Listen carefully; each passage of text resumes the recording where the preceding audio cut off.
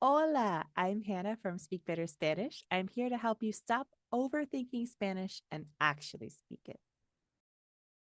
If to and Sue constantly make you stop mid sentence, you are absolutely not alone.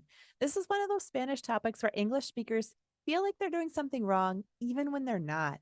And the reason is simple: English forces clarity about ownership, but Spanish often doesn't. So today I want to explain how native speakers actually think about to and Sue, why this feels so uncomfortable for English speakers, and how to stop overthinking something that natives decide without effort. Most learners are taught something like this: to equals your, and Sue equals his, her, and their. And technically, that's true. But in real conversations, that explanation creates more confusion than clarity because learners immediately start thinking, wait, whose is it? Do I need to specify? What if people misunderstood? And suddenly, a simple sentence feels stressful. In English, we must clarify ownership. We can't say their house unless we already know who they are. So English speakers are trained to identify the owner first, then choose the possessive. Spanish works differently. Spanish often assumes that context is enough. And if the context isn't enough, natives clarify, but only when it matters. That's the key mindset shift.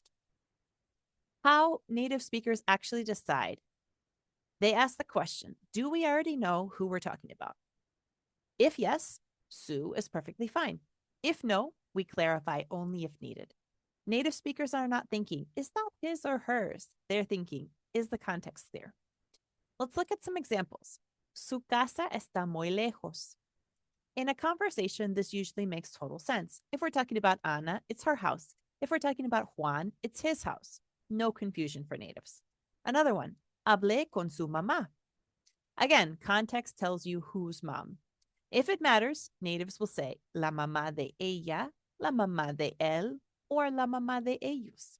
But they don't start there automatically. Here's the important part: Spanish doesn't clarify ownership unless there's a reason to. The biggest mistake I see Spanish learners of is the biggest mistake I see with Spanish learners is avoiding su completely, the overuse, de él, de ella, de ellos, not because it's wrong, but because they're afraid of ambiguity. And while those phrases are correct, overusing them can sound heavy and unnatural.